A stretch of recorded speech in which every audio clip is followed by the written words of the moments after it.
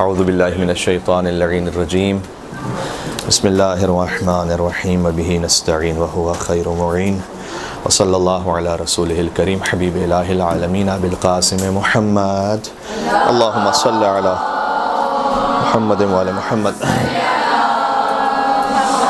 وعلی محمد وعلی آلہ الطیبین الطاہرین المعصومین سیما بقیت اللہ فی الارضین الذين اذهب الله عنهم الرجس وطهرهم تطهيرا اللهم صل على محمد وآل محمد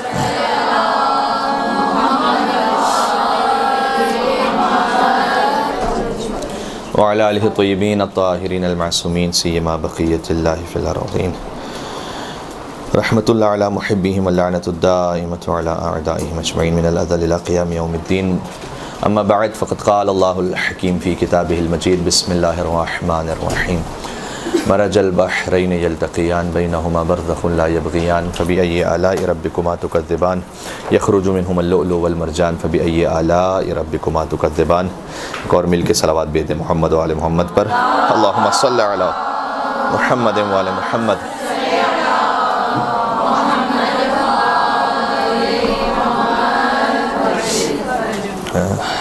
تیرہ رمضان المبارک ہے اور خدا متعال کا شکر ہے کہ ذکر اہل بیت اطہار علیہ السلام کے لیے یہاں جمع ہونے کی توفیق عنایت فرمائی ہے اس نے، اور مجھ سے جو موضوع کہا گیا ہے وہ سبت اکبر امام حسن مجتبیٰ علیہ السلام کی ولادت کی مناسبت سے ہے۔ اللہم صلی علی محمد وآل محمد۔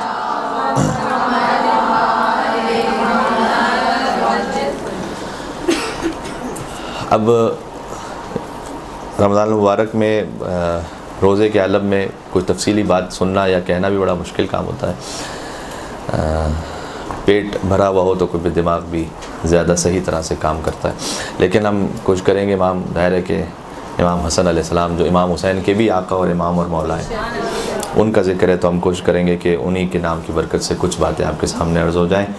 اور سورہ مبارکہ رحمان کی ہم نے مشہور آیت پڑھی ہے، اگر یہ آیات دیکھیں تو آیت نمبر 19 سے لے کر 23 تک ہے، جس کے بارے میں آپ یقیناً چونکہ مدرسے صاحب کا تعلق ہے تو اس آیت کی جو تفسیر ہے وہ آپ تک پہنچی ہے۔ مرج البحرین یلتقیان بینہما برزخ لا یبغیان، اللہ نے دو سمندروں کو ملا دیا ہے۔ مرج البحرین یلتقیان، دو بحر واحد ہے، بحرین جو ہے نا جمع تثنیہ ہے۔ مرج البحرین یلتقیان، دو سمندر جو ہیں وہ ملاقات کر رہے ہیں، یلتقیان بینہما برزخ لا یبغیان، اور ان کے درمیان ایک بیریئر ہے، برزخ ہے کہ دونوں ایک دوسرے سے عبور نہیں کرتے۔ دو سمندر مل رہے ہیں لیکن دونوں ایک دوسرے سے عبور نہیں کرتے، اپنے اپنے مقام پر اپنی اپنی حد میں ہے۔ اس کے لیے جو ظاہر آیت ہے، یہ ایک اصول آپ تک بھی یقیناً مدرسے کے ذریعے سے پہنچا ہوا ہوگا کہ قرآن کی آیات کے ظاہر بھی ہیں اور باطن بھی ہیں، بلکہ بعض علماء کے مطابق اور شاید بعض احادیث میں بھی اس طرح سے مفہوماً یوں آیا ہے کہ قرآن کی ہر آیت کے ممکن ہے کہ 70 ظاہر اور 70 باطن ہوں، یعنی 140 مطلب ہوں ایک آیت کے، 140 مطلب کل ملا کر 70 ظاہر 70 باطن۔ تو ظاہر میں جیسے استعینوا بالصبر والصلاۃ، بہت واضح ہے، نماز سے اور صبر سے مدد حاصل کرو۔ اب صبر اس کا ایک ظاہر بھی ہے، لیکن حدیث میں آیا کہ صبر سے مراد یہاں روزہ ہے، تو صبر کا جو ایک باطن ہے وہ روزہ، یہ ایک باطن ہے، ضروری نہیں کہ فقط یہی ایک باطن ہو، بلکہ اس سے اور بھی بطون ہے اس کے۔ اچھا، جو باطن ہے اس کی تشریح کا حق سوائے حجت خدا اور امام معصوم کے اور کسی کو نہیں ہے۔ ظاہر میں ہم اس بات کے لیے مجاز ہیں کہ جو لغات ہیں اور جو عربی کلام ہیں اس کے اعتبار سے ہم اس آیت کو سمجھیں اور اس پہ غور کریں، لیکن جو باطن ہے اس باطن میں ہم اور آپ اپنی عقل یا اپنی خواہش یا اپنے مزاج کے اعتبار سے نہیں کہہ سکتے کہ مجھے یہ محسوس ہو رہا ہے یہاں پر۔ جیسے قرآن کریم میں جہاں پر سورہ مبارکہ نحل میں شہد کا ذکر ہے، تو وہاں روایات کے مطابق اس طرح سے آیا ہے، میں مفہوماً عرض کر رہا ہوں ساری روایت، چونکہ اب روزے کا بھی معاملہ ہے تو بڑی محتاط ہو کے بات کہنا چاہتا ہوں کہ جو علماء کے کلام سے استفادہ ہوتا ہے۔ اب شہد تو مراد ہے وہاں پر کہ اللہ عز و جل نے فرمایا کہ مثلا شہد کی مکھی ہے، وہ مختلف پھولوں سے جا کر رس کو حاصل کرتی ہے اور اس کے بعد ایک معجون بنتا ہے اور ایک اس جیسے ہم شہد کا نام دیتے ہیں۔ اس شہد سے مراد علی ابن ابی طالب علیہ السلام ہے۔ اللہم صلی علی محمد وعلی محمد محمد وعلی محمد۔ واضح ہو رہا ہے؟ اب یہ جو باطن ہے اس کو سوائے احادیث معصوم کے آپ درک نہیں کر سکتے. یعنی یہ نہیں ہو سکتا کہ ہمارے مزاج کے مطابق اس طرح سے، تو پھر قرآن ہر ایک اپنے اپنے مزاج کے مطابق باطن بناتا رہے گا. تو ایک ویسے ہی علوم قرآن کا ایک اصول ہے کہ قرآن میں جتنی بھی باطنی باتیں ہوں گی وہ سب کی سب احادیث سے ہونی چاہیے، اور وہ بھی اتھنٹک، وہ احادیث جو کم سے کم سنت قطعیہ اور قرآن کی دیگر آیات سے ٹکرا نہ رہی ہوں. تو ایک باقاعدہ علم ہے یہ. اچھا، مرج البحرین یلتقیان، اس کا ایک ظاہر ہے، دو سمندر ہیں جو ملاقات کر رہے ہیں، بینہما برزخ لا یبغیان، ان کے درمیان ایک برزخ، ایک بیریئر ہے کہ دونوں ایک دوسرے سے عبور نہیں کرتے. اس کا ظاہر مثال کے طور پر گلف آف الاسکا میں جہاں پر اٹلانٹک اوشین اور پیسیفک اوشین جو ہے وہ مل رہے ہیں، آپ گوگل پہ جا کے سرچ کریں گے تو 2 rivers which can't meet کر کے آپ سرچ کریں گے تو آپ کو مل جائے گا اس کی تصویریں بھی، کہ 2 دریا ہیں جن کا رنگ بھی تھوڑا سا مختلف ہے، چونکہ ایک جو ہے وہ کچھ لائٹ ویٹ ہے، ایک زیادہ پانی کا جو وزن ہے وہ زیادہ ہے، اس کی نمکینی کی وجہ سے اور اس کی مٹھاس کی وجہ سے، اور اس طرح سے اللہ نے اسے رکھا ہے کہ 2 سمندر ہیں ساتھ ساتھ ہیں لیکن ملتے نہیں ہیں دونوں کا پانی آپس میں. اللہ کی قدرت ہے. اور پھر فرمایا فبأي آلاء ربكما تكذبان، تو تم دونوں اپنے رب کی کون کون سی نعمتوں کو جھٹلاؤ گے. ان دونوں سے مراد یہاں پر ظاہر جن و انس ہے. اللہ نے بار بار جن و انس سے کہا ہے کہ تم جن و انس اللہ کی کون کون سی نعمتوں کو جھٹلاؤ گے. باطن اس کا ایک اور بھی ہے جو اشارتاً میں عرض کر دیتا ہوں کہ امام علیہ السلام سے پوچھا گیا، صادق علیہ محمد امام جعفر صادق علیہ الصلوۃ والسلام سے، اللہم صلی علی محمد وعلی محمد،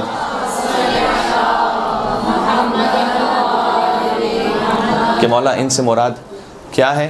تو امام نے جواب دیا کہ فلان و فلان، کہ فلان اور فلان ہے ان سے مراد، کہ اللہ یہ کہنا چاہ رہا ہے کہ تم دونوں اپنے رب کی کون کون سی نعمتوں کو جھٹلاؤ گے. اور یہاں پر نعمت سے مراد پھر امام علیہ السلام نے فرمایا کہ گویا اللہ یہ کہنا چاہ رہا ہے کہ کیا تم نبوت محمد کو جھٹلاؤ گے یا ولایت علی کو جھٹلاؤ گے. اب اس سے آپ کو سمجھ میں آ جائے گا کہ فلان و فلان سے مراد کون ہے. جب امام نے فلان کہا ہے تو مجھے نام لینے کی کیا ضرورت ہے، میں بھی فلان فلان ہی کہہ دیتا ہوں، آپ خود سمجھدار ہیں. یہ ہو گیا فبأي آلاء ربكما تكذبان، جیسے تھوڑا سا ہم نے باطن پہ بات کی. لیکن خود مرج البحرین یلتقیان تفسیر فرات کی روایت ہے کہ بظاہر امام صادق علیہ السلام سے بھی، امام رضا علیہ السلام سے بھی، کہ امام نے فرمایا کہ یہاں 2 سمندر جو ملاقات کر رہے ہیں ان سے مراد علی اور حضرت فاطمہ زہرا سلام اللہ علیہما. اللہم صلی علی محمد وعلی محمد.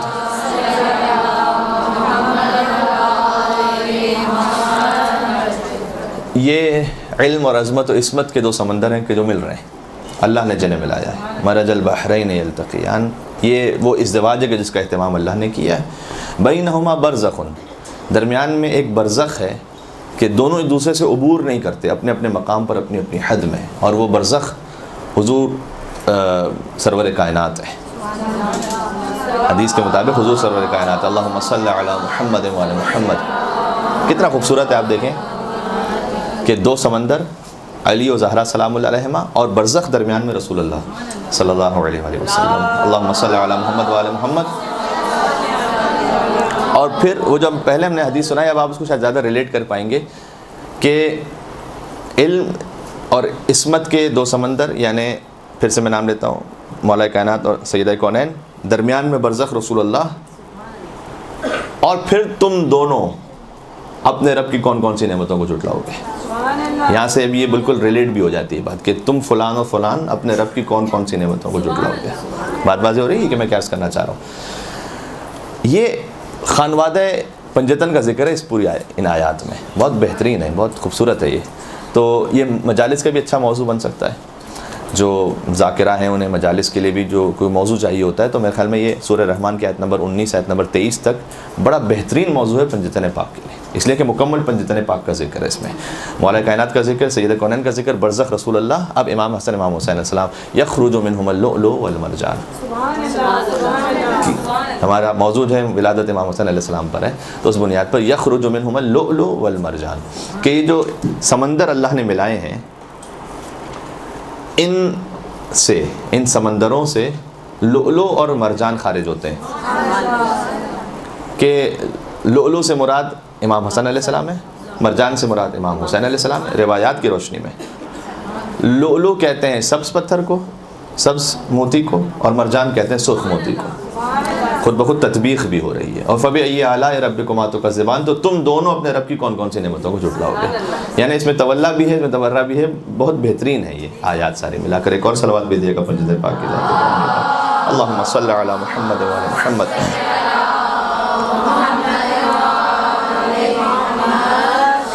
ماشاءاللہ. تو اس کا مطلب کیا ہے؟ امام حسن علیہ السلام کی ولادت کا اور امام حسن علیہ السلام کی ولادت کا ذکر قرآن میں ہے اس آیت میں. یخرج منہم اللؤلؤ والمرجان, کہ خارج ہوتے ہیں ان سمندروں سے لؤلؤ اور مرجان. امام حسن علیہ السلام اور امام حسین علیہ السلام. تو تم اپنے رب کی کون کون سی نعمتوں کو جھٹلاؤ گے. سبحان اللہ. اہل بیت علیہ السلام کا ہم ذکر جو اس شان کے ساتھ, اس ارادت کے ساتھ کرتے ہیں, اس کی وجہ بہت ساری وجوہات میں سے ایک یہ ہے کہ یہ اللہ کا خاص احسان ہے ہم پر. زیارت جامع کبیرہ کی روشنی میں خلقکم اللہ انوارا. زیارت جامع کبیرہ اگر معرفت اہل بیت علیہ السلام کی کوئی زینے طے کرنا چاہتا ہے تو ممکن نہیں ہے کہ زیارت جامع کبیرہ کے بغیر وہ اہل بیت علیہ السلام کی معرفت تک پہنچ سکے. اس لیے زیارت جامع کبیرہ کو اپنے روٹین میں رکھنا چاہیے. اس کا ترجمہ اتنی مرتبہ پڑھنا چاہیے کہ ہمیں پتہ چل جائے کہ کس لفظ سے اور کس جملے سے کیا مراد ہے. جو عربی پر وارد ہیں انہیں ترجمے کی انشاءاللہ ضرورت نہیں رہے گی, لیکن ویسے یہ کہ زیارت جامع کبیرہ کے الفاظ سے آشنائی ہونی چاہیے ہماری. جیسے الحمدللہ حدیث قصہ کے الفاظ سے آشنائی آپ کی. اگر حدیث قصہ بھی کسی کو یاد نہ بھی ہو لیکن حدیث قصہ پڑھی جائے تو آپ میں سے تقریباً سبھی ساتھ ساتھ پڑھتے رہیں گے اس کے. کیوں؟ اس لیے کہ حدیث قصہ آپ نے اتنی مرتبہ سنی اور پڑھی ہے کہ ان الفاظ سے آشنائی ہے آپ کی. آپ کے گوشت و خون میں وہ الفاظ ملے ہوئے ہیں. اور یہ اثر ہوتا ہے جب ماؤں کی گود سے ہم کوئی بات سنتے ہیں, بچپن سے کوئی بات سنتے قرآن کے لیے بھی اس طرح سے. ربیع القرآن ہے, رمضان کا مہینہ. من قرأ القرآن وهو شاب, جو قرآن کی تلاوت کرے, حدیث کا مفہوم اس طرح سے, جو قرآن کی تلاوت کرے جبکہ وہ جوان ہو. یتخلط القرآن بلحمہ ودمہ, تو قرآن جوانی میں تلاوت کرنے کی وجہ سے اس کے گوشت اور خون میں مخلوط ہو جاتا ہے, مکس ہو جاتا ہے اس کے گوشت اور خون میں. ٹھیک ہے نا. جیسے کہ دعائے ندبہ میں سرکار ختمی مرتبت کا وہ قول نقل ہے کہ والایمان مخالط لحمک ودمک ما خالط لحمی ودمی. اے علی, ایمان آپ کے گوشت اور خون میں ایسے مخلوط ہو چکا ہے, مکس ہو چکا ہے یا بلینڈ ہو چکا ہے, کما خالط لحمی ودمی, جیسے میرے گوشت اور خون میں مل چکا ہے. تو ایمان جو ہے نا ان کے گوشت و خون میں ملا ہوا ہے اہل بیت علیہ السلام کی. اس طرح سے ہم سے کہا گیا کہ جو قرآن جوانی میں پڑھنے کا عادی ہو جائے تو قرآن اس کے گوشت خون میں مل جائے گا. اور یہ ہم مثال دیکھتے ہیں ان حدیث قصہ اور اس طرح سے جتنے بھی ہمارے پاس متون پہنچے ہیں جو ہم بچپن سے پڑھنے کے عادی ہیں تو ہمارے گوشت خون میں ملے ہوئے ہیں وہ. اس طرح سے زیارت جامع کبیرہ کو بھی ایسا ہی ہونا چاہیے. میں سمجھتا ہوں کہ بہت اہم اہل بیت علیہ السلام کی معرفت کے اس میں زینے طے ہوتے ہیں. تو اس زیارت جامع کبیرہ میں امید ہے کہ آپ جانتے ہیں کہ زیارت جامع کبیرہ کس امام نے تعلیم دی ہے. 10ویں امام علی النقی علیہ السلام پر. ان کے نام پر بھی ایک صلوات بھیجیے گا. اللہم صلی علی محمد و آل محمد.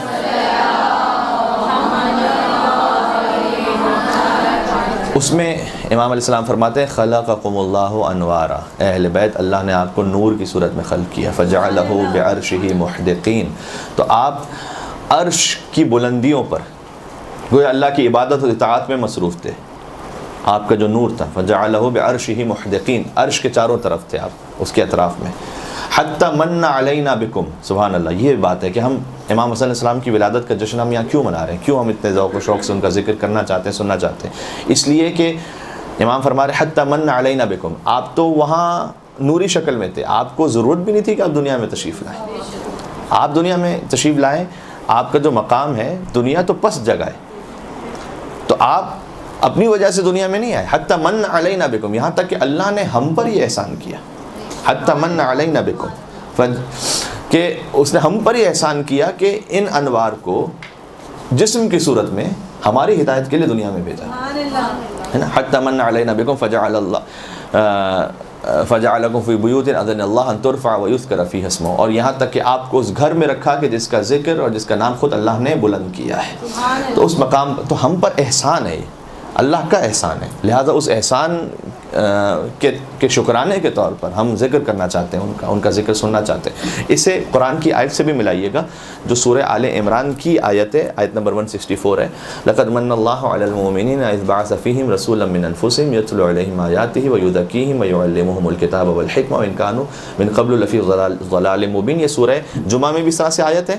سورہ جمعہ میں جو شروع ہوتی ہے آیت وہ اس طرح سے ہے کہ هو الذی بعث فی الامیین رسولا منہم, اور سورہ آل عمران کی جو آیت ہے لقد من اللہ علی المؤمنین, اللہ کا احسان ہے مومنین پر کہ اس نے مومنین کے درمیان ایک رسول کو بھیجا. تو اللہ نے حضور کی تشریف آوری کو بھی احسان کے طور پر بیان کیا. زیارت جامع کبیرہ میں تمام اہل بیت کی تشریف آوری کو احسان کے طور پر بیان کیا گیا. تو ہم اس احسان کا شکر بجا لاتے ہیں جب ہم یہ ذکر کر رہے ہوتے ہیں. تو ایک بات یہ بھی آپ کے ذہن میں رہ جائے انشاءاللہ سے. اور ایک بڑی لطیف روایت ہے, کتاب ہے 100 منقبہ, یعنی 100 منقبتیں. صحیح, تقریباً آج سے 1000 سال پرانی کتاب ہے, یعنی 4 صدی ہجری میں لکھی ہوئی کتاب ہے, اور ابن شاہزان قمی نے اس کتاب کو لکھا ہے. تو اس کتاب میں یہ روایت ہے بڑی لطیف. اس کا میں تھوڑا سا آپ کو تمہید بنا لوں تاکہ شاید آپ اس کو اور لطف کے ساتھ سماعت فرما سکیں. وہ روایت اس طرح سے ہے کہ پنجتن پاک میں سے حضور نے ایک ایک کو یوں تعبیر کیا کہ مثلاً اگر حلم مجسم ہو کر کسی انسانی صورت میں ہوتا تو وہ کون سی ہستی ہوتی ہے. اس طرح فقط یہ ایک جملہ نہیں ہے, یعنی اس طرح سے فرمایا کہ اگر زینت اور خوبصورتی اور نیکی اگر مجسم ہو کر انسانی صورت میں ہوتی تو وہ کیا ہوتی. اس طرح سے وہ روایت حضور نے بیان فرمائی. تو بہت خوبصورت ہے. میں یہ روایت تقریباً یہ جملہ تو آپ تک پہنچا وہی, آپ نے خود ہی بیان کیا اس کو, لیکن میں پوری روایت آپ کو سناتا ہوں. عبد الرحمن ابن عوف سے رسول اللہ نے کہا صلی اللہ علیہ وآلہ وسلم کہ اللہم صلی علی محمد وآل محمد محمد وآل محمد. فرمایا یا عبد الرحمن, اے عبد الرحمن, انتم اصحابی, تم میرے صحابہ میں سے ہو, وعلی بن ابی طالب منی, لیکن علی بن ابی طالب مجھ سے ہے, وَأَنَا مِنْ عَلِيٍّ, اور میں علی سے ہوں. یعنی یہ پہلے تو فرق بتایا حضور نے کہ تم اور ہو, علی اور ہے. فَمَنْ قَاسَهُ بِغَيْرِهِ فَقَدْ جَفَانِي, تو بس اگر اس کے علاوہ اگر کوئی علی کو قیاس کرے, سبحان اللہ, یعنی اگر اس مقام کے علاوہ کچھ اور علی کو سمجھنے کی کوشش کرے کہ جیسے علی بھی باقی اصحاب کی طرح سے ہیں, جبکہ علی فرمایا کہ مجھ سے ہیں. یہ کبھی کبھار آپ ایک جملہ کہتے ہیں لیکن کبھی آپ ایک کانٹیکسٹ اور ایک سیکوینس میں کہتے ہیں, اس کی بات کچھ اور ہوتی ہے. ٹھیک ہے, تو حضور نے پہلے جو کانٹیکس اور سیکوینس بنایا وہ بھی بڑا اہم ہے. کہ تم اصحاب ہو لیکن علی مجھ سے ہے. اگر ڈائریکٹ کہتے کہ علی مجھ سے ہے تو شاید وہ شدت نہ آتی فرق کی, کہ جو حضور واضح طور پر ڈفرینشیٹ کر کے بتا رہے ہیں کہ دیکھو تم اور ہو اور علی اور ہے, تم سب اور ہو. تو کہ تم اصحاب میں سے ہو, علی مجھ سے ہے, میں علی سے ہوں, اور جو اس کے علاوہ علی کو سمجھنے کی کوشش کرے, یعنی اپنے جیسا کو سمجھنے کی کوشش کرے, فقط جفانی, اس نے مجھ پر ظلم کیا, علی پر نہیں, اس نے تو سب سے پہلے تو مجھ پر ظلم کیا اس نے. فمن جفانی فقط آزانی, اور جس نے مجھ پر ظلم کیا اس نے مجھے اذیت پہنچائی. ومن آزانی فعلیہ لعنت ربی, کتنا سخت جملہ, اور جس نے مجھے اذیت پہنچائی اس پر میرے رب کی لعنت ہے. یا عبد الرحمن, ان اللہ تعالی انزل علیہ کتابا مبینہ, اللہ نے مجھ پر کتاب نازل کی ہے, قرآن. یہ بھی بہت خوبصورت ہے. وَأَمَرَنِي أَنْ أُبَيِّنَ لِلنَّاسِ, اور اللہ نے مجھے حکم کیا ہے کہ میں لوگوں کو اس کتاب کو بیان کروں, اس کی تفسیر, اس کی تشریح. سب کے لیے مجھے حکم دیا گیا ہے کہ میں بیان کروں. ما خلا علی ابن ابی طالب, اللہ نے سوائے علی ابن ابی طالب کے مجھے سب کے لیے حکم دیا ہے کہ میں اس قرآن کو بیان کروں. یہ کیا بتا رہا ہے؟ یعنی اللہ یہ کہنا چاہ رہا ہے کہ علی کو بیان کرنے کی ضرورت نہیں ہے, باقی سب کو بیان کیجئے سوائے علی ابن ابی طالب کے. انشاءاللہ پہنچ گئے بات تک. فَإِنَّهُ, سبحان اللہ سبحان اللہ, فَإِنَّهُ يُسْتَغْنَى عَنِ الْبَيَانِ, اس لیے کہ وہ میری تفسیر اور بیان سے بے نیاز اور مستغنی ہے. ایک مل کے صلوات اور بھیجیے گا محمد وآل محمد, اللہم صلی اللہ.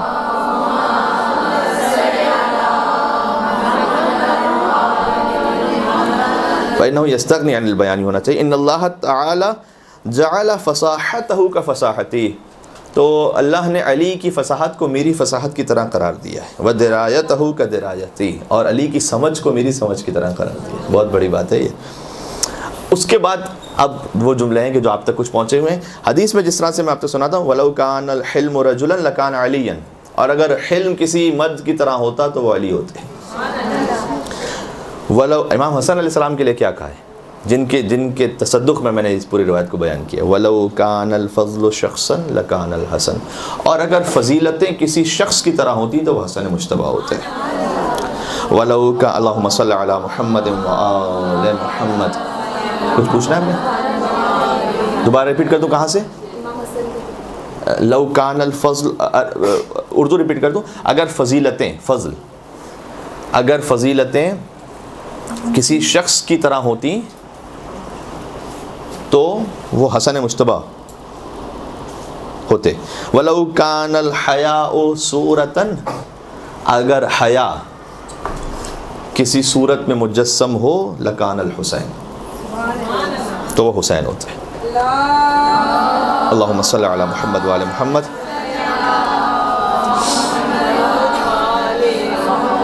وَلَوْ كَانَ الْحُسْنُ هَيْئَةً لَكَانَتْ فاطمہ. سبحان اللہ.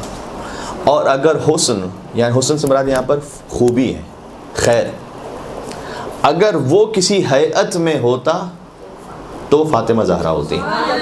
لکانت فاطمہ سلام اللہ علیہا. اللہم صلی علی محمد وعلی محمد. بیوی کے لیے ایک اور جملہ استعمال کیا ہے، خاص توجہ کیجیے گا، پھر سے میں کہتا ہوں تاکہ اس کی اہمیت سمجھ میں آ سکے. فرمایا اگر حلم کسی مرد کی طرح ہوتا تو وہ علی ہوتے، اگر فضل کوئی شخصیت میں ہوتا تو حسن ہوتے، اگر حیا صورت میں ہوتا، اگر حیا کسی صورت میں ہوتی تو وہ حسین، اور اگر کوئی حسن، جمال، نیکی، خوبی کسی ہیئت کی شکل میں آ جائے تو وہ فاطمہ زہرا. کسی میں جملہ نہیں کا جو آگے بی بی کے لے کا بل ہی اعظم، بلکہ فاطمہ اس سے بھی بلند ہوتی. اللہم صلی علی محمد. سبحان اللہ. ان فاطمہ ابنتی خیر الارض عنصرا و شرفا و کرما. یقیناً میری بیٹی فاطمہ تمام اہل ارض پر خیر ہے، مقدم ہے. عنصرا و شرفا و کرما، عنصر یعنی اپنے جوہر کے اعتبار سے، شرف اور کرامت کے اعتبار سے فاطمہ تمام اہل ارض سے بہتر خیر ہے. اچھا، یہ بات ہو گئی امام حسن مجتبی علیہ السلام کے لیے. میں نے اس روایت کو آپ کے سامنے پیش کیا تھا کہ یہ بھی ایک رخ آ جائے. البتہ یہ تمام صفات تمام اہل بیت میں ہے. حلم تمام اہل بیت میں ہے لیکن مولا کائنات سے نسبت دی گئی. حسن تمام اہل بیت میں ہے لیکن سیدہ کون سے نسبت دی گئی. فضل تمام اہل بیت میں امام حسن علیہ السلام سے نسبت دی گئی. حیا تمام اہل بیت میں امام حسین علیہ السلام سے نسبت دی گئی. بظاہر یہ اس طرح سے ہے کہ اہل بیت میں سے ہر ہستی کی زندگی میں جو پہلو سب سے زیادہ نمایاں ہو کر سامنے آیا انسانوں کے، اس اعتبار سے اس کو ترتیب دے کر یوں بیان کیا گیا. ورنہ یہ کہ تمام اہل بیت تمام خصوصیات کے حامل ہیں، بلا شک و شبہ، کوئی اس میں شک نہیں ہے. اب ایک نکتہ اور ہے. تو اب تک ہم نے کیا بات کی؟ ہم نے بات کی کہ پنجتن پاک کا ذکر سورہ رحمان میں ہے خاص طور پر. اچھا، پنجتن پاک کا ذکر تو آیہ مباہلہ میں بھی ہے، سورہ آیہ تطہیر میں بھی ہے، سورہ دہر میں بھی ہے، لیکن ہم نے سورہ رحمان کی آیتوں کا انتخاب کیوں کیا تھا؟ اس لیے کہ اس میں یہ کہ خارج ہو رہے ہیں اس سے، یعنی ولادت کا ذکر ہو رہا ہے امام حسن اور امام حسین کی، خارج ہو رہے ہیں ان سمندروں سے لولو اور مرجان، اس لیے ہم نے ذکر کیا تھا. پھر ہم نے عرض کیا کہ پنجتن پاک کا ذکر اس طرح سے اس روایت میں ہے کہ حضور علیہ السلام نے پہلے مولا کائنات کے فضائل کو بیان کیا خاص طور پر، اور کہا کہ اللہ نے مجھ پہ جو قرآن نازل کیا ہے تو مجھے حکم دیا کہ میں سب کو بیان کروں سوائے علی بن ابی طالب کے. انہیں بیان کرنے کی ضرورت نہیں، وہ جانتے ہیں اس بات کو. اور پھر ایک ایک ہستی کے بارے میں حضور نے بیان فرمایا. اب ایک اور اسی سے ریلیٹڈ بات کہ اہتمام کرتے تھے حضور سرور کائنات صلی اللہ علیہ وسلم، اور آپ بھی دل میں کہہ دیا کریں صلی اللہ علیہ وسلم، اس لیے کہ حضور نے فرمایا کہ سب سے بڑا بخیل وہ ہے کہ جو میرا نام سنے اور مجھ پہ درود نہ بھیجے. اللہم صلی علی محمد وعلی محمد. اللہم صلی علی محمد وعلی محمد. اللہم صلی علی محمد. خاص اہتمام کرتے تھے. یہ روایات میں بھی خاص اہتمام ہے کہ حسن اور حسین علیہ السلام کو اپنا بیٹا کہیں، ابنی، میرا بیٹا. ٹھیک ہے، بالکل امام حسن علیہ السلام کی ولادت ہوئی اور پارچے میں انہیں لپیٹا ہوا تھا، تو کوئی خاتون تھی، بظاہر شاید ام ایمن ہو یا اور کوئی خاتون ہو، تو روایت اس طرح سے ہے کہ حضور نے کہا ہاتھی ابنی، اس وقت فرمایا کہ میرے بیٹے کو مجھے دو. ابنی، یہ ابن کہنا بظاہر ہمیں لگتا ہے شاید ایک عام سی بات ہو، لیکن اس کے اوپر بڑے تاریخی جو جریان ہیں وہ اس پہ بیس کرتے ہیں. یہاں تک کہ امام حسن امام حسین علیہ السلام کو ابن رسول کہا جانا بنی امیہ کو اتنا برا لگتا تھا کہ پوری کوشش انہوں نے کر ڈالی اپنے پورے اقتدار کے زمانے میں کہ کہیں سے یہ ٹائٹل جو ہے نا ختم ہو جائے کہ حسن اور حسین کو ابن رسول نہ کہا جائے، ابن علی کہا جائے. کیوں؟ اس لیے کہ ابن علی اگر کہیں گے تو مولا کائنات پر تو ویسے ہی سب و شتم کر رہے تھے، تو حسن اور حسین پر کرنا بھی آسان ہے. پھر تو ان کی کوشش یہ تھی کہ کوئی بھی امام حسن اور امام حسین کو ابن رسول نہ کہے، جبکہ اہل بیت علیہ السلام اپنا تعارف اس طرح سے کرواتے تھے، ٹھیک ہے. حتیٰ یہ کہ معاویہ نے ذکوان کو یہ کہا ہوا تھا کہ اگر کوئی حسن اور حسین کو ابن رسول کہہ کے مخاطب کرے تو مجھے خبر دو تو اسے سزا دی جائے گی، اتنا سختی تھی. انس ابن مالک سے روایت ہے کہ امام حسن علیہ السلام، چونکہ ان کا ذکر ہو رہا ہے تو میں خاص ذکر کرنا چاہوں گا، وہ بالکل بچپن کا عالم تھا تو رسول اللہ تشریف فرماتے تو کبھی رسول کے پہلو میں تشریف رکھتے تھے، کبھی ان کے شانے پر، کبھی ان کے جیسے ایک نانا نواسے کا بڑا پیار و محبت کا رشتہ ہوتا ہے. تو انس ابن مالک نے کہتے ہیں میں نے چاہا کہ میں حسن کو جو ہے نا وہ جدا کر دوں رسول سے. ایسا محسوس ہوا کہ جیسے کہیں ایسا نہ ہو کہ نعوذ باللہ، یعنی ان کے اپنے عقیدے کے مطابق کہ بھائی حسن جو ہے وہ رسول اللہ کو کوئی زحمت دے رہے ہوں. تو میں نے چاہا کہ جیسے بچے کو الگ کر دیتے ہیں عام بچوں کو، جیسے ہی میں نے الگ کرنا چاہا تو حضور نے فرمایا یا انس دع ابنی، یہ میرا جو ہے منظور نظر ہے اس وقت، یعنی کہ میرے نواسے کو چھوڑ دو، کہ میرے بیٹے کو چھوڑ دو، ابنی چھوڑ دو میرے بیٹے کو میرے پاس، وثمرۃ فؤادی، اور میرے میوہ دل کو. اولاد کو پھل سے تعبیر کیا گیا ہے روایات میں بھی، اور اس طرح سے بھی جیسے وہ جو مشہور آیت ہے کہ وَلَنَبْلُوَنَّكُمْ بِشَيْءٍ مِّنَ الْخَوْفِ وَالْجُوعِ وَنَقْصٍ مِّنَ الْأَمْوَالِ وَالْأَنفُسِ وَالثَّمَرَاتِ. یہاں بھی ثمرات سے بعض علماء نے کہا ہے کہ یہاں پر اولاد ہے مراد، پھل سے مراد یہاں پر اولاد ہے، کہ اللہ جو ہے وہ امتحان لے گا یقیناً تمہارا مال کے ذریعے سے، نفسوں کی کمی کے ذریعے سے، اور پھلوں کی کمی سے مراد یہاں پر بعض علماء نے لکھا ہے کہ اولاد کے ذریعے سے اللہ ہے. تو پھل ہے، پھل جو ہے درخت کا پتہ دیتی ہے، ٹھیک ہے، اچھا پھل اچھے درخت کا پتہ دیتا ہے. تو آپ اولاد سے والدین تک پہنچتے ہیں، نیچرل ہے بڑا، یہ صحیح ہے.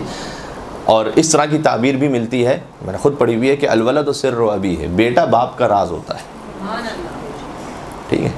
اب اس میں بڑی داستان ہے، بیٹا باپ کا راز ہوتا ہے. تو یزید کس کا راز ہے اور حسین کس کے راز ہے؟ یہ. اور اگر ماں باپ کے اعتبار سے دیکھیں تو ان کی اولاد پھل کی طرح ہوتی ہے. تو ابو طالب علیہ السلام مثال کے طور پر انہوں نے دو ہستیوں کو پالا ہے، ایک محمد بنے اور ایک علی. ابو سفیان نے بھی دو لوگوں کو پالا تھا، ایک معاویہ اور ایک یزید. تو یہاں سے پھل سے اولاد سے اپنے آبا و اجداد کا پتہ چلتا ہے، ٹھیک ہے. پھر فرمایا کہ ان من آذا حسنا فقط آذانی، کہ اگر کسی نے حسن کو اذیت پہنچائی تو اس نے مجھے اذیت پہنچائی، یہ حضور نے فرمایا. اچھا، یہ جو ابن کا معاملہ ہے، آپ دیکھیے گا کہ مولا سید السجاد نے بھی خطبہ شام جو ارشاد فرمایا اس میں بھی انا ابن محمد المصطفیٰ، یہ بار بار اہل بیت علیہ السلام تاکید کرتے تھے کہ ہمیں فرزند رسول کہا جائے.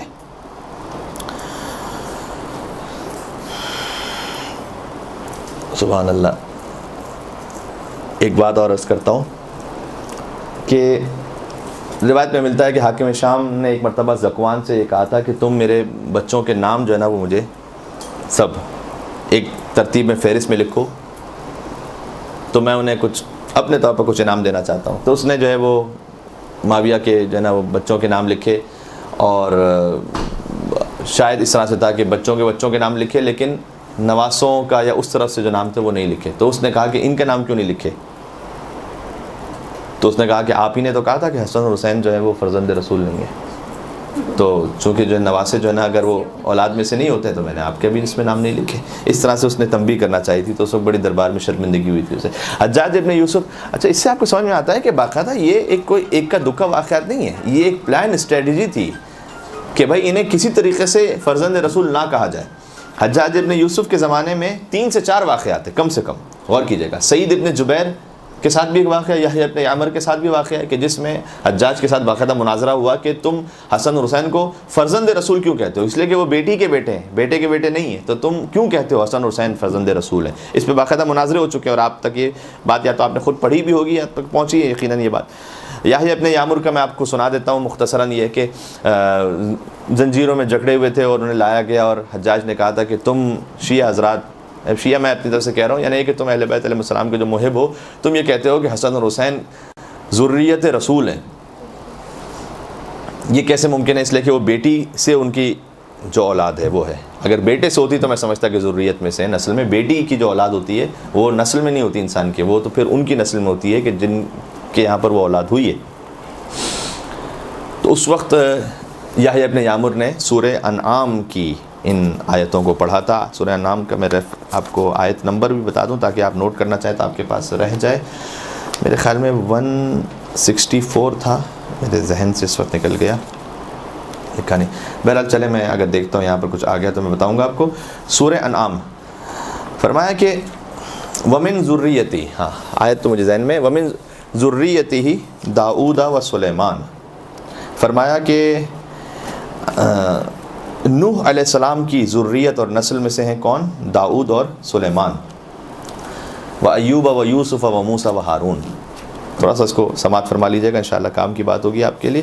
فرمایا کہ نوح کی ذریت میں سے ہیں داؤد اور سلیمان، وَأَيُّوبَ وَيُوسُفَ وَمُوسَى وَهَارُونَ، اور ایوب اور یوسف اور موسیٰ اور ہارون یہ تمام انبیاء کی نسل سے ہیں؟ نوح علیہ السلام کی نسل سے۔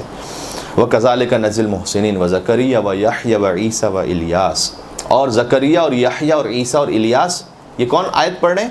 یحییٰ ابن یامر پڑھ رہے ہیں حجاج ابن یوسف کے سامنے، کیا ثابت کرنے کے لیے؟ حسن اور حسین فرزند رسول ہیں۔ اب آپ غور کیجیے گا، یہ جو پوری آیت ہے اس کا بظاہر تعلق نہیں بنتا، لیکن جو وہی جس کے قرآن جس کے گوشت و خون میں مخلوط ہو چکا ہو وہ پھر قرآن سے ایسے استفادہ کرنے کی صلاحیت رکھتا ہے۔ تو نوح علیہ السلام کی نسل سے ہیں داؤد و سلیمان و موسیٰ و ایوب و یوسف اور ہارون اور زکریا و یحییٰ و عیسیٰ و الیاس کل من الصالحین، یہ سب ہمارے صالح بندے تھے۔ ان میں سے حضرت عیسیٰ علیہ السلام بتاؤ کہ کیسے حضرت نوح علیہ السلام کی نسل سے ہیں؟ اگر فقط باپ ہی سے تعلق ہے نسل کا تو حضرت عیسیٰ علیہ السلام تو بغیر باپ کی دنیا میں تشریف لائے۔ اس کا مطلب عیسیٰ ابن مریم، تو حضرت مریم کے ذریعے سے وہ نسل حضرت نوح میں سے ہے۔ یعنی قرآن کے مطابق یہ ہے کہ اگر نسل خاتون کے ذریعے چلنا چاہے تو اس طرح سے ممکن ہے، یہ قرآنی مثال ہے۔ اب میں اپنے الفاظ میں کہہ رہا ہوں کہ گویا جب کئی صدیوں کے فاصلے سے حضرت عیسیٰ علیہ السلام مریم کے ذریعے سے، حضرت مریم سلام اللہ علیہ ان کے ذریعے سے فرزند حضرت نوح اور حضرت ابراہیم ہو سکتے ہیں، تو حسن اور حسین بغیر کسی فاصلے کے حضرت فاطمہ زہرا کے ذریعے سے فرزند محمد مصطفیٰ صلی اللہ علیہ وسلم کیوں نہیں ہو سکتے؟ اللہم صلی علی محمد وعلی محمد۔ یہاں تک کہ بات اور آگے بڑھاتے ہیں، یہاں تک کہ اس کے اثرات اس خاطر ہے کہ ہمیشہ امام حسن امام حسین علیہ السلام کا ذکر آپ کیجئے تو فرزند رسول کہہ کے ذکر کیجئے۔ یہ اہل بیت علیہ السلام کو پسند تھا، وہ تاکید کرتے تھے، ٹھیک ہے۔ دشمن چاہتا تھا یہ کہ ختم ہو جائے، اس لیے میں کہہ رہا ہوں کہ ہمیں چاہیے کہ ہم اس کو اور زیادہ بیان کریں۔ دشمن یہ چاہتا تھا کہ یہ ختم ہو جائے، اس خاطر ہے کہ بظاہر کہ آپ زیارات میں دیکھیں تو السلام علیک یا ابا عبداللہ کے بعد پھر پہلا جملہ کیا ہے؟ السلام علیک یا ابن رسول اللہ۔ اتنی تاکید ہے اس پر کہ ابا عبداللہ کے بعد جو پہلے ہی جملہ ہم کہتے ہیں السلام علیک یا ابا عبداللہ، السلام علیک یا ابن رسول، اس کی تاکید ہے۔ دشمن یہ چاہتا تھا کہ نہ کہا جائے انہیں فرزند رسول، ہم اہل بیت علیہ السلام کے حکم کے مطابق انہیں فرزند رسول کہتے ہیں، اور حکم ہے کہ کہا جائے فرزند رسول۔ غور فرما رہے ہیں آپ، بہت اہم ہے یہ۔ اور یہاں تک کہ اس کے اثرات بنی عباس کے زمانے تک بھی نظر آئے۔ وہ مشہور بات کہ ہارون رشید نے آ کر یہ کوشش کی کہ اپنا تعلق قبر رسول کے سامنے جوڑے رسول اللہ سے۔ ہارون رشید جو ہے نا وہ خلفۂ بنی عباس کس کی ذریت سے ہیں؟ عباس ابن عبد المطلب نا، ٹھیک ہے نا، تو اسی لیے تو انہیں خلفۂ بنی عباس کہا جاتا ہے نا۔ تو وہاں پر اب عباس ابن عبد المطلب حضور کے چچا ہیں، تو یہ جو بنی عباس ہیں ان کا تعلق بن جاتا ہے حضور سے۔ تو السلام علیک یا رسول اللہ، اس کے بعد کہا السلام علیک یا ابن العم۔ مجمع تھا بہت، اس زمانے کا جو میڈیا تھا وہ یہی تھا نا۔ تو اگر بادشاہ ایک بات کہہ رہا ہے سب کے سامنے تو یہ پروپوگیشن ہے، تبلیغ ہے، کہ گویا ظاہر کرنا چاہ رہا ہے کہ ہمارا تعلق ہے ان سے۔ السلام علیکم ابن العم، کہا اے ہمارے چچا کے بیٹے آپ پر سلام ہو۔ اب اگر ایک عام انسان ہے تو وہ تو سمجھے گا کہ اہل بیت تو یہی ہے نا، چچا کے بیٹے ہیں، ان کا گھر کا تعلق ہے ان سے، تو اے ہمارے چچا کے بیٹے آپ پر سلام ہو۔ امام کاظم علیہ السلام وہاں موجود تھے۔ اللہم صلی علی محمد وعلی محمد۔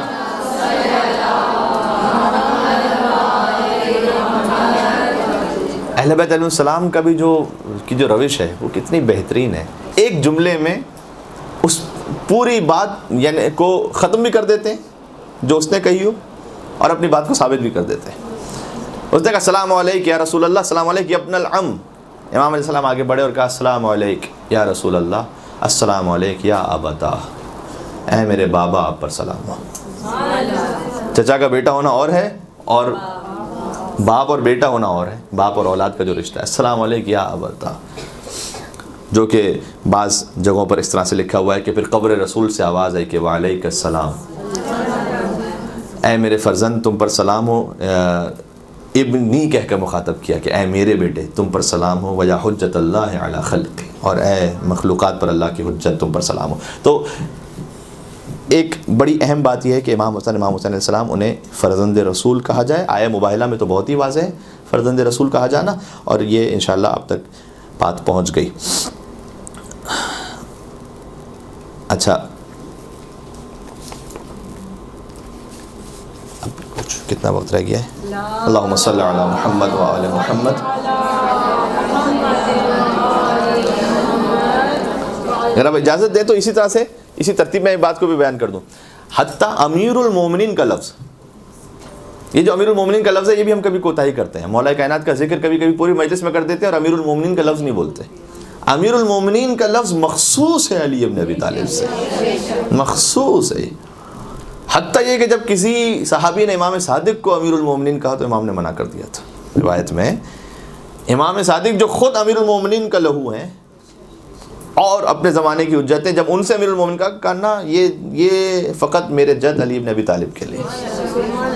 تو امیر المومنین اسی طرح سے یہ چاہتے تھے کہ امیر المومنین کا جو لقب ہے وہ مولا کائنات سے ختم کر دیا جائے اور عام کر دیا۔ اس خاطر ہے کہ آپ تاریخ میں جا کے دیکھیے تو دوسری خلافت میں کہا جانے لگا اس خلیفہ کو امیر المومنین، خود اس نے چاہا کہ مجھے کہیں لوگ، اور امیر المومنین، اور اس کے بعد تو اتنا یہ عام ہو گیا کہ پھر بعد میں تمام خلفاء بنی عباس کو امیر المومنین کہہ کے مخاطب کرتے تھے، نعوذ باللہ من ذالک۔ لیکن ہمارا کام یہ ہونا چاہیے کہ جب مولا کائنات کا ذکر کریں تو امیر المومنین کا نام لیں باقاعدہ، یہ کہہ کر ذکر کریں، ٹھیک ہے۔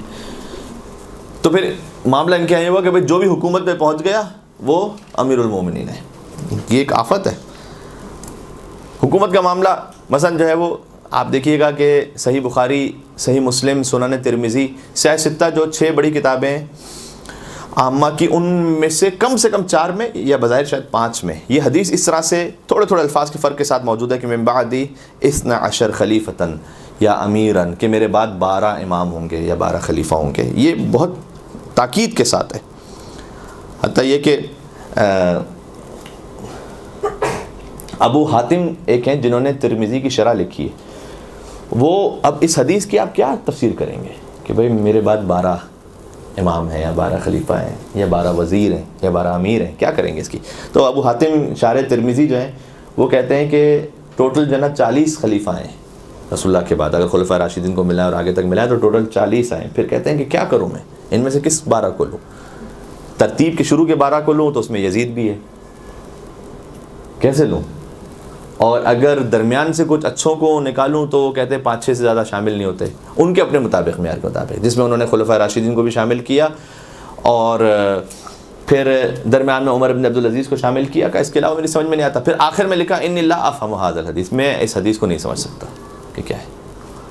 تو یہ بھی بڑی زبردست حدیث ہے جو سوال کرنے کے لیے کم سے کم بڑی بہترین ہے کہ بھئی آپ یہ بتائیے کہ یہ 12 خلیفہ کون سے ہیں کہ جن کا ذکر آپ کی کتابوں میں ہے۔ علامہ جلال الدین سیوطی نے تھوڑا سا اس میں ناانصافی کی ہے، انہوں نے شروع کے 12 لے لیے۔ شروع کے 12 میں یزید بھی ہے، مروان ابن عبد الملک، ولید ابن عبد الملک۔ ولید جو ہے وہ اتنا شراب پیتا تھا کہ حوض میں بیٹھ کے شراب پیتے ہوئے حوض جو ہے کم ہو جاتا تھا شراب پی کر، تاریخ میں لکھا ہوا ہے۔ کیا یہ رسول کہہ کے کہتے کہ اس طرح سے میرے بعد یہ 12 خلیفہ ہونے والے ہیں؟ ابن اسیر نے جو نا وہ البدایہ والنہایہ اس میں اس بات کو لکھا، جب وہ بھی جوڑ توڑ کے کسی طرح سے کچھ بھی نہ ہو پایا تو اس نے کہا بس ایک بات تو یہ طے ہے کہ یہ شیعوں کے 12 امام تو نہیں ہے۔ بھوک کی انتہا دیں گے کہ کچھ بھی آپ اس کی تفسیر کرتے ہیں، بس میں یہ کہنا چاہتا ہوں کہ یہ شیعوں کے 12 امام نہیں ہے۔ آ جاتی ہے یہ خباثت سامنے کہ کیونکہ وہ حکومت پر نہیں پہنچے تھے، یہ میں کہنا چاہتا تھا، یعنی حکومت معیار ہے کہ تخت پہ نہیں پہنچے تھے، اس خاطر ہے کہ وہ تو نہیں ہے۔ محمود بن ریہ نے تھوڑا سا اس میں انصاف کیا اور کہا کہ نہیں، اس سے ڈائریکٹ تو پھر بھی نہیں کہا کہ یہ شیعوں کے امام ہیں، لیکن پھر بھی کسی حد تک انصاف کرنے کی کوشش کی. آخر میں حاشیے میں لکھا کہ ہاں بظاہر لگتا یہ ہے کہ یہ وہی امام ہے کہ جو شیعہ حضرات کہتے ہیں. تو خیر اللہ کا شکر ہے کہ اس نے ہمیں نصیب فرمائے الحمدللہ. اچھا اب میں اور عرض کرنا چاہتا ہوں، اس میں ایک صلوات بھیجے گا تو میں تھوڑا سا اور بات آگے بڑھاتا ہوں. اللہم صلی علی محمد و آل محمد. اب امام حسن علیہ السلام کے کچھ اخلاق اور ان کے علمی کمالات پر تھوڑی سی بات کر لیتے ہیں اور اختتام کرتے ہیں. ہاں سورہ انعام کی جو میں نے آپ کو آیت سنا رہا تھا نا، وہ آیت نمبر 84 اور 85 تھی. ہاں میں دیکھ رہا تھا کہ کہیں لکھی ہے میں نے 84 اور 85، جس میں حضرت نوح کی ذریت کا ذکر ہے کہ داؤد اور سلیمان اور موسیٰ اور تمام یہ حضرت نوح علیہ السلام کی نسل سے ہیں. ٹھیک ہے.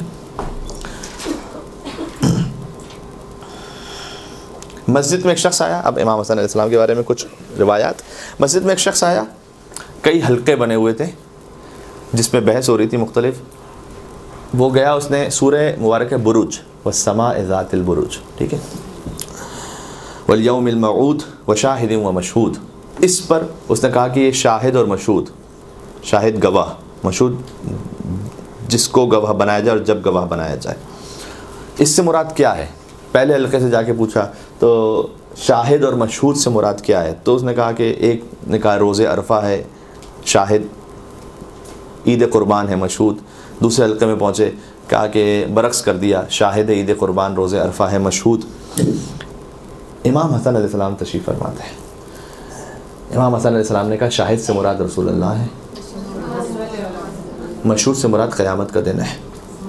کا دلیل کیا ہے آپ کے پاس؟ امام حسن علیہ السلام، اس سے بڑا ایک نقطہ بھی سامنے آتا ہے، اس لیے میں اس روایت کو پیش کر رہا ہوں. آپ نے ایک سنا ہوگا تفسیر قرآن بالقرآن، قرآن کے ذریعے سے ہی قرآن کی تفسیر کرنا. یہ اہل بیت علیہ السلام کا کمال تھا اور ان کا ملکہ تھا، اور انہوں نے اس بات کی تعلیم دی ہے کہ قرآن کے ذریعے سے قرآن کی تفسیر کیسے ہوتی ہے. اس وقت امام علیہ السلام نے سورہ فتح کی آیت پڑھی کہ انا ارسلناک شاہدا ومبشرا ونذیرا، کہ اے رسول ہم نے آپ کو شاہد بنا کر بھیجا ہے اور مبشر اور نذیر بنا کے بھیجا ہے. تو اللہ نے سورہ فتح میں رسول اللہ کو شاہد کہا ہے. اور پھر سورہ ہود کی آیت پڑھی، آیت نمبر 103، وذالک یوم مشہود. اللہ نے قرآن میں قیامت کو جو مختلف نام ہیں ان میں سے ایک نام یوم مشہود ہے، کہ جس کے بارے میں اور جس موقع پر گواہی دی جائے گی. تو مشہود کہا ہے قیامت کو، شاہد کہا ہے رسول اللہ کو، لہذا وشاہد و مشہود سے مراد رسول اللہ ہے، روز قیامت ہے. تو اس وقت اس عربی نے یہ کہا کہ اللہ اعلم حیث یجعل رسالتہ، خدا خوب جانتا ہے کہ اپنی رسالت کو کس خاندان میں رکھنا ہے اسے. تو یہ آیت جو ہے وہ کئی مرتبہ پڑھی جاتی تھی اہل بیت کے سامنے. جب اہل بیت علیہ السلام اپنے علم اور فضل کا اس طرح سے اظہار فرماتے تھے تو سامنے سے وہ آیت پڑھتے تھے لوگ جو بھی آتے تھے کہ اللہ اعلم حیث یجعل رسالتہ.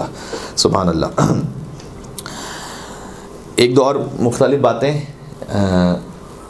اس سے ہم انشاءاللہ درس بھی حاصل کر سکتے ہیں اور اچھا ہے یہ بہت. امام حسن علیہ السلام، ان کا دسترخوان معروف ہے، ان کا لباس بھی بڑا باوقار اور متمول لباس ہوتا تھا.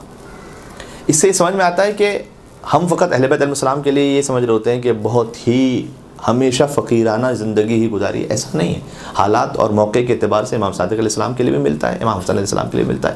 اس طرح سے انہوں نے اپنے اپنے موقع اور حالات کے اعتبار سے زندگی گزاری.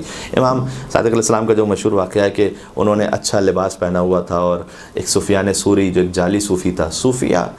صوفیزم جو ہے وہ دیکھنے میں اور سننے میں بڑا اچھا لگتا ہے لیکن بڑا خطرناک ہے، اس سے بڑے ہوشیار رہیں. کئی تعلیمات ان کی اہل بیت علیہ السلام سے بہت دور ہیں. عربی میں صوفیوں کے نام لینا چاہتا ہے، بڑے انسپائر ہو، ہمارے بھی کچھ لوگ بڑے انسپائر ہو جاتے ہیں. تو اس میں احتیاط کریں. ہر وہ تعلیم کے جو اہل بیت علیہ السلام کے در سے ملے بس وہ حق ہے. کلامکم نور، زیارت جامع کبیرہ، آپ کا کلام نور ہے. والحق معکم وفیکم ومنکم والیکم، حق آپ کے ساتھ ہے، آپ کی طرف ہے، آپ ہی سے شروع ہوتا ہے، آپ ہی کی طرف پلٹ کر ختم ہوتا ہے. لہٰذا حق مکمل اہل بیت علیہ السلام کے پاس ہے. جو کچھ ان کے علاوہ اور ہٹ کرے وہ دل کو بھلا کتنا اچھا لگ رہا ہو، ذہن و دماغ میں بڑا سننے میں بڑا اچھا لگ رہا ہو، لیکن وہ حق نہیں ہے. پھر وہ کچھ اور سب کچھ ہو سکتا ہے، وہ حق نہیں ہو سکتا. تو خیال رکھیں اس بات کا. تو سفیان ثوری اس نے جو ہے وہ ایک کھردرا سا بڑا سخت لباس پہنا ہوا تھا، گرمی بھی تھی اور ایسے چبھنے والا لباس. تو اس نے امام صادق علیہ السلام پر نعوذ باللہ طنز کیا. کہا یہ میں کیا دیکھ رہا ہوں، رسول کی اولادوں میں سے ایک اولاد آپ ہیں، فرزند رسول ہیں، اور آپ نے اس طرح سے ایک بڑا اچھا لباس پہنا ہوا ہے، یہ آپ نے دنیا داری کیوں اختیار کر لی ہے؟ امام علیہ السلام نے جواب دیا کہ میں اللہ کی نعمتوں کو حلال سے استعمال کر کے، یہ مفہوم ہے، اس کا شکر ادا کرنا چاہتا ہوں. اور اس کے بعد امام علیہ السلام نے جو ان کا اچھا سا جو لباس تھا اس سے لباس کی آستین کو الٹا، اس طرح سے الٹا ہے مثلا امام بلا تشبیہ، تو اندر کھردرا لباس تھا جو کسی کو نظر نہیں آ رہا تھا۔ امام نے کہا کہ یہ میں نے اپنے نفس کے لیے پہنا ہے اندر، یہ اللہ کی نعمت کے اظہار کے لیے پہنا ہے اوپر۔ اور اس کے بعد امام علیہ السلام اس کی طرف آگے بڑھے تو وہ کچھ پیچھے ہٹنے لگا، اور امام نے پھر اس کا ہاتھ پکڑا اور اس کی آستین کو الٹا، تو اس میں اندر نرم اور ملائم لباس تھا۔ اور امام علیہ السلام نے کہا کہ وہ تو نے اپنے نفس کے آرام کے لیے پہنا اور یہ اوپر دکھاوے کے لیے پہنا ہے، ٹھیک ہے۔ تو ائمہ علیہ السلام ان کی زندگی میں اس طرح سے ملتا ہے کہ ایک کانسیپٹ ہمارا بن جاتا ہے کہ بھائی ہمیشہ فقر و تنگ دستی ہی کی زندگی گزری ہوگی، اس طرح ضروری نہیں ہے۔ تو اللہ نے اگر آپ کو حلال سے دیا ہے، حلال کے ذریعے سے اس کو خرچ کریں اور مومنین کی خدمت میں بھی، لیکن اللہ کی اس نعمت کو استفادہ کریں، اس میں کوئی حرج نہیں۔ ہاں اسراف نہیں ہونا چاہیے، نمود و نمائش ریاکاری نہیں ہونی چاہیے، لیکن ایک باوقار اچھی طریقے سے اپنی زندگی گزاری اچھی بات ہے۔ تو غور کیجیے گا، تو امام حسن علیہ السلام نے لباس پہنا تھا۔ اچھا یہاں سے ایک اور روایت ذہن میں آئی، ایک شخص آیا تھا جو بظاہر یہودی تھا، امام حسن علیہ السلام کے پاس آیا اور وہ بہت زیادہ تنگ دست تھا۔ تو اس نے کہا کہ آپ یہ فرماتے ہیں کہ آپ کے جد نے یہ کہا ہے کہ الدنیا سجن للمومن و جنت للکافر، دنیا مومن کے لیے قید خانہ ہے، کافر کے لیے جنت ہے۔ تو یہاں آپ تو بڑی آرام سے زندگی گزار رہے ہیں، یہاں تو ایسا لگ رہا ہے آپ کے لیے جنت ہے اور میرے لیے قید خانہ ہے۔ کیوں؟ اس لیے کہ میں تو بہت مشکل میں زندگی گزار رہا ہوں۔ تو امام حسن علیہ السلام نے جواب دیا کہ اگر اللہ تجھے پتہ چل جائے کہ اللہ نے میرے لیے جنت میں کیا مقام رکھا ہوا ہے، تو یہاں کتنی بھی اچھی زندگی گزار لو تجھے ایک قید خانہ محسوس ہوگا میرے لیے۔ اور اگر تجھے یہ پتہ چل جائے کہ تیرے کفر کی وجہ سے اللہ نے کیا عذاب رکھا ہوا ہے وہاں پر، تو یہاں کتنی سخت زندگی گزار لے تجھے جنت محسوس ہوگی اس عذاب کے مقابلے میں، صحیح؟ اور ہمارے تو ہو سکتا ہے کہ ایک مومن بہت آرام دہ زندگی میں ہو، تب بھی اس کا جو اصل مقام ہے اس کے اعتبار سے تو یہ قید خانہ ہے۔ تو یہ قلبی کیفیت کا نام ہوتا ہے، جو زہد ہے ترک دنیا، یہ قلبی کیفیت کا نام ہوتا ہے۔ کسی کے پاس بہت کچھ بھی ہوتا ہے تب بھی دنیا سے بے نیاز ہوتا ہے، ہم نے دیکھے ایسے لوگ، ماشاءاللہ بہت کچھ اللہ نے عطا کیا ہے لیکن دل بے نیاز ہے۔ اور کچھ ایسے بھی ہوتے ہیں جن کے پاس بظاہر کم ہے لیکن دنیا کی لالچ بہت زیادہ ہے اندر۔ زیادہ یا کم ہونے سے معیار نہیں ہے زہد کا یا حرص کا، ٹھیک ہے؟ یہ ایک ایٹیٹیوڈ کا نام ہے، مائنڈ سیٹ کا نام ہے، کیسے آپ دیکھتے ہیں، کیسے دنیا کو پہ غور کرتے ہیں۔ اچھا امام حسن علیہ السلام نے تو مناسب لباس ایک اچھا پہنا ہوا تھا باوقار، تو ان فی کا کبرا، یہ کسی نے امام سے کہا اس میں آپ نے تو تکبر کیا ہوا ہے، آپ نے تکبر کیا ہوا ہے اتنا اس طرح سے لباس پہن کا۔ امام علیہ السلام نے جواب دیا ان فی عزت، ان فی عزت، اس میں میرے لیے عزت ہے، تکبر نہیں ہے، عزت ہے۔ عزت اور تکبر میں کیا فرق ہے؟ بڑی باریک لائن ہے یہ، کوئی بتا سکے عزت تکبر میں کیا فرق ہے؟ ایک کوئی کہے کہ بھائی میں باعزت ہوں اس لیے میں لباس پہن رہا ہوں، اور ایک مرتبہ ہو کہ نہیں تکبر میں یہ پہنا ہوا ہے۔ شاید اس کو اس طرح سے بیان کیا جا سکے کہ عزت جو ہے وہ خدا دیتا ہے، تکبر خود انسان کرتا ہے۔ یہ ایک جملے میں فرق ہے، ٹھیک ہے؟ ایک مل کے صلوات بھیجیے گا امام حسن علیہ السلام کی ذات، اللہم صلی علی سبحان اللہ۔ اچھا مجھے یہاں سے ایک چینل پر بھی جانا ہے، اس لیے میرے پاس وقت محدود ہے، تو میں کوئی بہت زیادہ لمبی بات نہیں کر پاؤں گا، بات کو سمیٹتے ہیں۔ من کان یرید العزہ فللہ العزۃ جمیعا، جو عزت کا ارادہ کرے، اللہ نے قرآن میں کہا ہے، تو عزت اللہ کے لیے، اللہ کے پاس عزت اللہ دیتا ہے، حقیقی عزت تو اللہ۔ انسان جو خود بناتا ہے وہ غرور تکبر ہوتا ہے، اپنے القاب بڑے بڑے لگانا، پروٹوکول کی بڑی خواہش ہونا، اور اس سے نفس کی کیفیت ایسی ہو جانا کہ جیسے کوئی بہت بڑے صاحب بن گئے۔ یہ ساری وہ باتیں ہیں کہ جو خود کی ہوئی انسان کی، اور یہ تکبر ہے۔ جو حقیقی عزت ہے وہ اللہ کی طرف سے نصیب ہوتی ہے، پھر چاہے وہ اس کے پاس دنیا ہو کہ نہ ہو، وہ عزت ہے اللہ کے پاس۔ ہارون رشید تخت پہ بیٹھ کر بھی لعنت اللہ علیہ، امام کاظم زندان میں ہوتے ہوئے بھی علیہ السلام ہے، یہ عزت ہے۔ اللہم صلی علی محمد وعلی محمد۔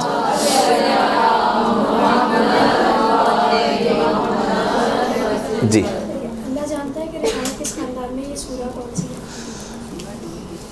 آیت ہے؟ یہ مجھے اجازت دے دیں کہ میں آپ کو دیکھ کے بالکل بتانے کی کوشش کرتا ہوں۔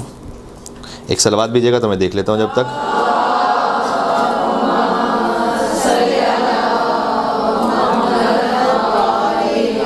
سورہ انعام آیت نمبر 124. ٹھیک ہے, سورہ انعام آیت نمبر 124 ہے. اللہ اعلم حیث یجعل رسالتہ. ماشاءاللہ. ٹھیک ہے, ایک اور بڑی لطیف گفتگو ہے امام حسن علیہ السلام سے متعلق. بات کو یہاں سمیٹتے ہیں, جس پر ہم شاید آپ کے معافی ضمیر میں تو ہے وہ پہلے سے, لیکن اس پر ہم اتنا زیادہ سوچتے نہیں, اس پہ اتنا زیادہ بات نہیں کرتے. مجھے بڑا اچھا لگا جب ایک بات میرے ذہن میں آئی. وہ امام حسن اور امام حسین علیہ السلام کا تقریباً 47 سال کا ساتھ رہا ہے. 47 ایئرس, دو بھائیوں کا. ان 47 سالوں میں کوئی ضعیف تو کیا, موضوع یا جھوٹی سے جھوٹی روایت بھی نہیں ملتی کہ کبھی ذرہ برابر بھی ان دو بھائیوں میں اختلاف ہوا. یہ واقعی عصمت کی دلیل ہے. یعنی کتنی بھائیوں میں محبت ہو, کہیں نہ کہیں تو کچھ ہوتا ہے جب آپ نے 40-45 سال کسی کے ساتھ زندگی گزاری ہو. اچھا, یہ دو وہ بھائی ہیں کہ جو ہمیشہ ساتھ رہیں, ماں کی گود سے لے کر, چادر تطہیر سے لے کر, ماں دونوں بھائی ہیں, مباہلہ سے لے کر, امیر المومنین کے ساتھ سے لے کر, کوفہ جانے تک سے لے کر, جنگ جمل و صفین و نہروان سے لے کر, امام حسن علیہ السلام کے دوبارہ مدینے پلٹنے تک کبھی بھی یہ دو بھائی جدا نہیں ہوئے. یہ بڑی لطیف بات ہے. امام حسن اور امام حسین علیہ السلام کی زندگی میں ہمیشہ ساتھ رہیں. اور بلکہ اس طرح سے جو تعبیر کیا جاتا ہے, اور بظاہر شاید یہ صحیح بھی ہے, امام حسین کا تو الگ سے دیکھیں نام بھی نہیں رکھا گیا. حسین کہتے ہیں چھوٹے حسن کو. حسین اس میں مصغر ہے عربی زبان میں, فعیل کے وزن پر. کسی چیز کے لیے اگر آپ ایک چھوٹی اس سے چیز دیکھیں جو اسی طرح کی ہو, ٹھیک ہے, لیکن اس کی ایک چھوٹی کیفیت ہو, تو اس کے لیے فعیل کا وزن استعمال کیا جاتا ہے. ٹھیک ہے, جس طرح سے مثلا کمیل بھی اسی وزن پر ہے. ٹھیک ہے نا, کمال سے کمیل. اس طرح سے رجل سے رجیل, حسن سے حسین کا لغوی ترجمہ ہے, لٹرل میننگ ہے چھوٹا حسن. یعنی حسن کو چھوٹا کر دیں تو حسین بنتا ہے, حسین کو بڑا کر دیں تو حسن بنتا ہے. اللہم صلی علی محمد و علی محمد. یہ بہت لطیف ہے. اس سے یہ ساری باتیں بھی دور ہو جاتی ہیں, اور سارے اعتراض دور ہو جاتے ہیں کہ امام حسن نے سلو کی تھی تو امام حسین نے جنگ کیوں کی تھی. مطلب ان میں تعلق ہے بھائی, حسین چھوٹے حسن ہے اور حسن بڑے حسین ہے.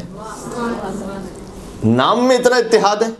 یہ نام اس سے پہلے رکھے نہیں گئے کبھی, حسن کبھی نام نہیں رکھا گیا. حالانکہ حسن عربی زبان کا لفظ ہے اور بڑا سامنے کا لفظ ہے, کوئی ایسا ڈھکا چھپا لفظ بھی نہیں ہے. لیکن اللہ نے اس نام کو پردہ غیبت میں رکھا تھا, سمجھ لیجیے. جب اللہ چاہے تو اپنی حجت کے نام کو پردہ غیبت میں رکھ سکتا ہے, اور ان کی ذات کو بھی پردہ غیبت میں رکھ سکتا ہے. جبکہ سب کے سامنے, عربوں کے سب عرب بولتے تھے اور اتنے فصیح و بلیغ تھے, تو حسن تو سامنے کا لفظ تھا, لیکن آپ بتا ہی نہیں سکتے. فاطمہ ہے نام, فاطمہ بنت اسد, اور بھی فاطمہ ہے, لیکن آپ کو حسن نام کہیں نہیں ملے گا امام حسن علیہ السلام سے پہلے. یہ اللہ نے اہتمام کیا تھا, خاص امام حسن کے لیے اہتمام کیا تھا, ہے نہیں؟ تو امام حسن علیہ السلام کے لیے اہتمام. اور حسین نام بھی آپ کو کہیں نہیں ملے گا امام حسین علیہ السلام سے پہلے.